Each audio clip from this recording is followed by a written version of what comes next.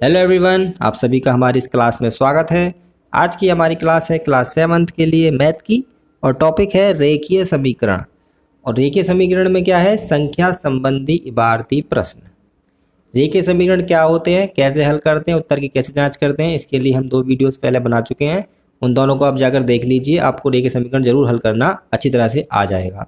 अब जो हमारी वीडियोज़ आएंगी इस रेखीय समीकरण टॉपिक पर, उसमें हम क्या करेंगे, हमें इबारती प्रश्न दे रखे होंगे, हम पहले समीकरण बनाएंगे फिर उसे हल करेंगे। ठीक है, इबारती प्रश्न का मतलब होता है वर्ड प्रॉब्लम। जैसे एक प्रॉब्लम लिखी हुई है, एक सवाल लिखा हुआ है, इससे पहले हम एक समीकरण बनाएंगे और उसे हल करेंगे। ठीक है, तो 8 सवाल हैं आज के, हम इन 8 के 8 सवालों को हल करना सीखेंगे। तो सबसे पहला सवाल है हमारा, किसी संख्या में 5 जोड़ने पर 15 प्राप्त होता है, संख्या बताइए। तो सबसे पहला काम तो इसमें ये, जो भी चीज़ हमसे पूछी होती है उसे हमें लेट कर लेना है x, यानी कि मान लेना है x या y, कोई सा भी चरपद मान लेना है। तो संख्या पूछी है तो संख्या को मान लेंगे हम x।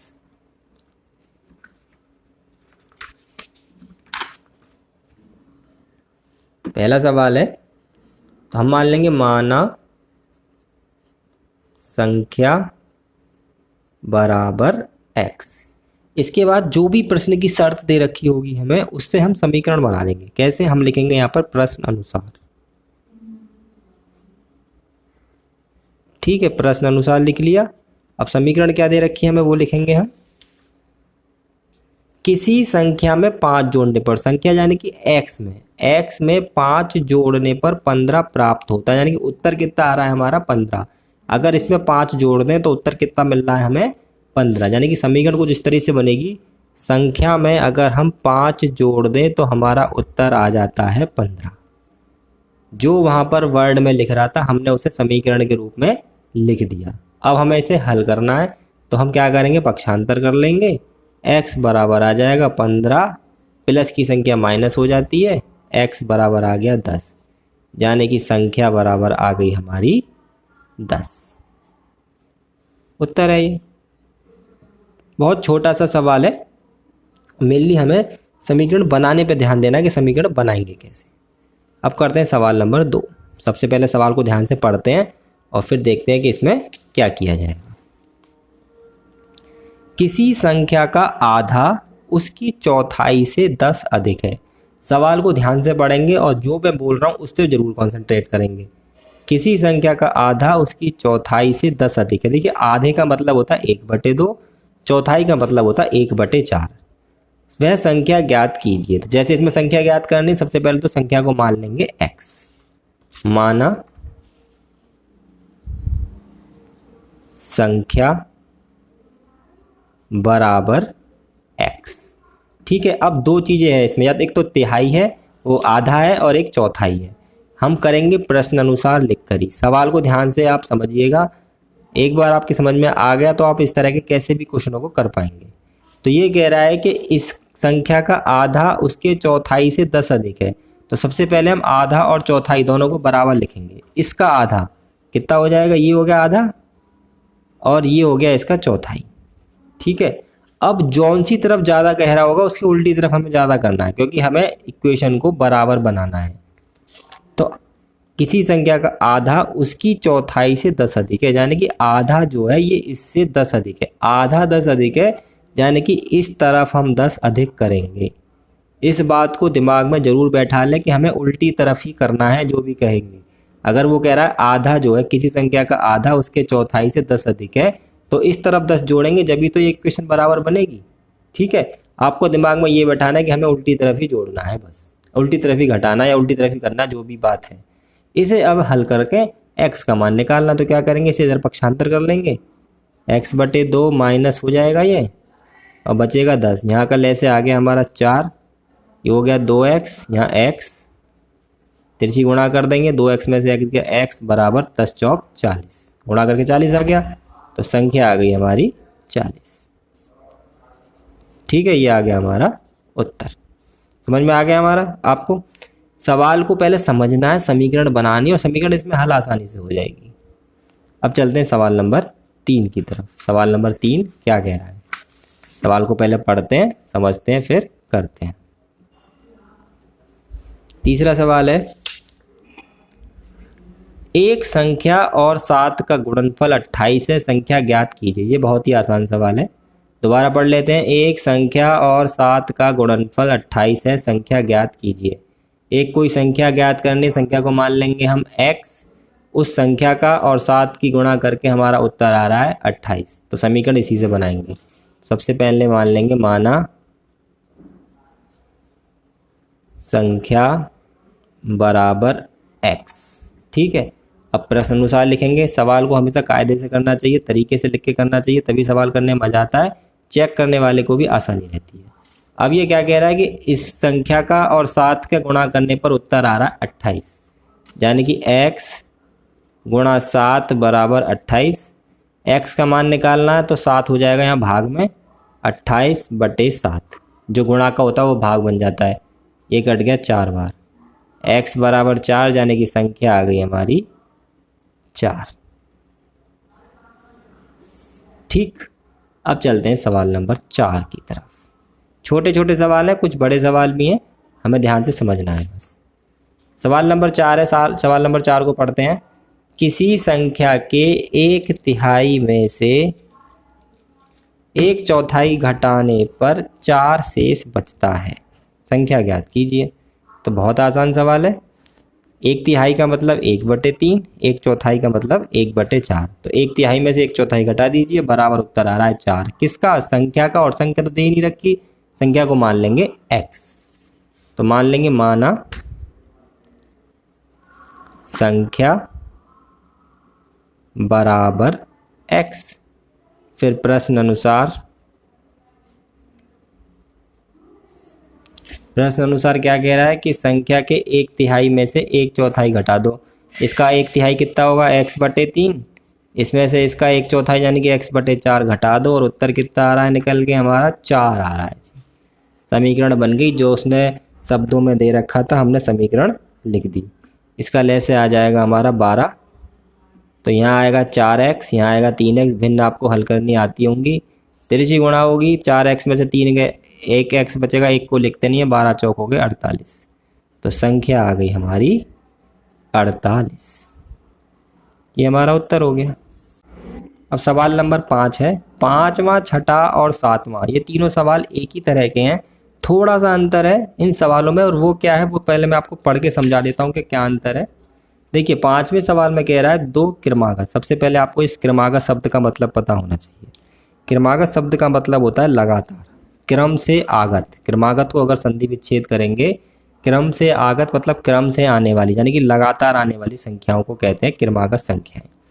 अब पहले जो 5वां सवाल है उसमें तो केवल खाली क्रमागत संख्याएं हैं। 6ठे में है क्रमागत सम संख्याएं, 7वें में है क्रमागत विषम संख्याएं। सवाल सेम है, इसमें 2 क्रमागत संख्याओं का योग 21 है, संख्या ज्ञात करनी है। इसमें 2 क्रमागत सम संख्याओं का योग 30 है, संख्याएं ज्ञात करनी है। और 7वें सवाल में 2 क्रमागत विषम संख्याओं का योग 40 है, संख्याएं ज्ञात करनी है। तो इन तीनों सवालों में मेन चीज़ें हमारी संख्याएं कौन सी होती हैं, और वो संख्याएं हमारी फिक्स होती हैं, आपको याद रखनी है। अगर 2 क्रमागत संख्याएं कहेगा तो कौन सी संख्या मानेंगे हम, वो देखिए आप। क्रमागत का मतलब होता है लगातार, और 2 माननी है, तो माना 2 क्रमागत संख्या। तो सबसे पहली संख्या अगर हम x मानेंगे तो x के बाद वाली संख्या कैसे आएगी, इसमें 1 जोड़ के, तो वो हो जाएगी x + 1। ठीक है जी। तो 2 क्रमागत संख्या माननी है तो x + 1। अगर 3 कहेगा, ध्यान से सुनना, अगर 3 क्रमागत संख्या कहेगा तो x + 1 x + 2, ऐसी फिर x + 3 x + 4, ऐसे ही आता रहेगा। प्रश्न अनुसार हमें क्या दे रखा है, इनका योग दे रखा है हमें 21। योग का मतलब होता है जोड़, यानी कि x में पहली संख्या में दूसरी संख्या का जोड़ हमारा आ रहा है 21। ठीक, x और x हो गए 2x + 1 बराबर 21। 1 को पक्षांतर कर लेंगे तो 2x बराबर आ गया 20, x बराबर 20/2 10, x बराबर आ गया हमारा 10। अभी ये उत्तर नहीं आया। पिछले सवालों में क्या था, जो x का मान आता था वही उत्तर हो जाता था, पर यहाँ पर इस x के मान को हम यहाँ पर रखेंगे। तो संख्याएं हमारी हो गई x और x + 1, यही है ना, x और x + 1 यानी कि 10, और 10 + 1 यानी कि 10 और 11। ये 2 संख्याएं हैं जिनका योग 21 है और दोनों क्रमागत भी हैं, देख लीजिए। तो अगर दो क्रमागत संख्या लेनी है तो कौन सी लेंगे, x, x प्लस 1। अगले सवाल में दो क्रमागत सम संख्या ले रखी हैं, तो दो क्रमागत सम संख्याएं लेंगे तो कौन सी लेंगे, अब उसे देखते हैं। सवाल पढ़ लेते हैं एक बार। वैसे छठा सवाल है, दो क्रमागत सम संख्याओं का योग 30 है, संख्याएं ज्ञात कीजिए। तो क्रमागत सम संख्या तो मान लेंगे, माना दो क्रमागत सम संख्या बराबर, देखो सम संख्या कौन सी होती है, सम संख्या वो होती है जो दो से कट जाती है। तो दो से कटेगी तो पहली संख्या मानेंगे 2x प्लस 2, दूसरी मानेंगे 2x प्लस 4, इसके आगे मानेंगे 2x plus 6, 2x plus 8, 2x plus 10, ऐसे ही मानते रहेंगे। फिलहाल हमें दो चाहिए, तो 2x प्लस 2 और 2x प्लस 4। अब प्रश्न अनुसार हमें इनका योग कितना दे रखा है, सवाल में 30 दे रखा है। तो प्रश्न अनुसार क्या करेंगे, हम इन दोनों को जोड़ के 30 के बराबर लिख देंगे। 2x प्लस 2 और प्लस के 2x प्लस 4 और बराबर के 30। इसे हल करके x का मान निकाला। देखो x वाले हो गए हमारे 4x और 2 और 4 हो गए हमारे 6 बराबर 30। 6 को उधर पक्षांतर कर लेंगे, ये बच गए हमारे 24 और x बराबर आ जाएगा हमारा 24/4, 4 छक्की 24, x बराबर आ गया 6। पर ये उत्तर नहीं है, ये केवल x का मान आया, उत्तर आएगा इनमें रखकर। तो संख्या आ गई हमारी, पहली संख्या क्या है हमारी 2x प्लस 2, यानी कि 2 गुणा 6 प्लस 2, 2 छक्की 12 और 2 हो गए 14, एक उत्तर आया ये। और दूसरी संख्या कौन सी है हमारी 2x प्लस 4, यानी कि 2 गुणा 6 प्लस 4, यानी कि 12 प्लस 4 यानी कि 16। तो दो सम संख्याएं हैं क्रमागत जिनका योग कितना है हमारा 30। तो दो क्रमागत सम संख्या लेनी है तो कौन कौन सी लेंगे, 2x प्लस 2, 2x प्लस 4। अगर 3 लेनी है तो 2x plus 2, 2x plus 4, 2x plus 6, फिर 8, ऐसे ही आता रहेगा। अब चलते हैं सवाल नंबर 7 की तरफ के। सवाल नंबर 7 क्या है, सवाल नंबर 7 भी ऐसे ही है, बस उसमें क्या है, केवल क्रमागत विषम संख्याएं हैं। दो क्रमागत विषम संख्याओं का योग हमारा 40 है। तो क्या करेंगे, क्रमागत विषम मानेंगे तो कौन कौन सी मानेंगे, माना दो क्रमागत विषम संख्या। तो क्रमागत विषम संख्या वो होती है जो दो के पहाड़े में नहीं आती है। तो पहली मानेंगे 2x प्लस 1 और दूसरी मानेंगे 2x प्लस 3। ठीक है, क्योंकि ये दो से नहीं कटे, क्योंकि 1 और 3 संख्या दो से नहीं कटती हैं। और विषम माननी है तो 2x प्लस 2, 2x प्लस 4, ये आपको याद रखनी है। अब प्रश्न अनुसार इसका योग दे रखा है हमारा 40 सवाल में, तो दोनों को जोड़ के 2x प्लस 1 और 2x प्लस 3 और बराबर रख देंगे 40 के। जैसे पहले 30 दे रखा था योग, इस सवाल में कितना दे रखा है, इसका योग हमारा 40। दो क्रमागत विषम संख्याओं का योग 40 है। इसे हल करेंगे तो पहले x वाले जोड़ लो। देखो 4x हो गए, 1 और 3 भी 4 हो गया, बराबर 40। इसे पक्षांतर कर लेंगे, ये बचे हमारे 36, 4 आ जाएगा इसके बटे में, 36/4, 4 निम्मा 36, x बराबर आ जाएगा 9। ठीक, अब इसे यहाँ पे रख दो। तो संख्या आ गई हमारी, पहली संख्या है 2x प्लस 1, यहाँ पर x का मान रखेंगे तो 2 गुणा 9 प्लस 1, 2 निम्मा 18 और 1 19, उत्तर हो गया, ये विषम संख्या ही है। दूसरी कौन सी है हमारी 2x प्लस 3, यानी कि 2 गुणा 9 प्लस 3, 2 निम्मा 18 और 3 हो गया 21। अब उत्तर जांच भी सकते हैं हम इसमें अपना, मैंने अभी तक बताया नहीं किसी भी सवाल में, पर उत्तर भी जांच सकते हैं केवल ऐसे ही। देखिए सवाल कह रहा है दो क्रमागत विषम संख्या, क्रमागत है दोनों, इसके बाद इसी का नंबर आएगा और दोनों का योग कितना आ रहा है 40, उत्तर सही है। दो क्रमागत सम संख्याएं कह रहा था, इसमें क्रमागत है दोनों, इसके बाद इसी का नंबर आएगा। क्रमागत का मतलब है 14 के बाद 16, यानी 14 के बाद 18 आ रहा, 14 के बाद 16, मतलब दो क्रमागत सम संख्याएं भी हैं, दोनों दो के पहाड़े से कट भी जाएंगी और दोनों का जोड़ कितना आ रहा है 30। तो हमारा सवाल का उत्तर सही है। अब चलते हैं सवाल नंबर 8 की तरफ। सवाल नंबर 8 क्या कह रहा है, उसे पढ़ते हैं, समझते हैं और करते हैं। सवाल नंबर 8, सवाल नंबर 8 है, ध्यान से पढ़ेंगे। किसी संख्या का आधा उसके 1/4 से 15 अधिक है। जैसे सवाल नंबर 2 करवाया था, सेम ऐसे ही है, उसमें आधा उसके 1/4 से 10 अधिक था, इसमें आधा उसके 1/4 से 15 अधिक है। संख्या ज्ञात कीजिए। बहुत आसान सवाल है, मान लेंगे माना संख्या बराबर x, ठीक है, अब दो चीज़ें दे रखी हैं इस सवाल में, प्रश्न अनुसार लिख के करेंगे। एक आधा और एक चौथाई, दो बातें हैं। आधे का मतलब होता है x/2 और चौथाई का मतलब होता है x/4। ठीक, अब ये कह रहा है जो आधा है वो चौथाई से 15 अधिक है, यानी कि आधा वाला 15 अधिक है, तो हम इस तरफ 15 जोड़ देंगे। हमेशा उल्टी तरफ जोड़ते हैं, आधा 15 अधिक है तो दूसरी तरफ हमने जोड़ दिया। इसे इधर पक्षांतर कर लो, x/2 माइनस x/4 बराबर यहाँ बचेगा 15। ले से लिए बिना तो इसे कोई भी हल नहीं कर सकता, तो ले से आ जाएगा 4, 2x माइनस एक्स बराबर 15। तिरछी गुणा तो करनी ही पड़ेगी, 2x में से x घटा के x बचा, 15 चौका 60। x हमने माना था संख्या, संख्या आ गई हमारी 60। ये आ गया हमारा उत्तर।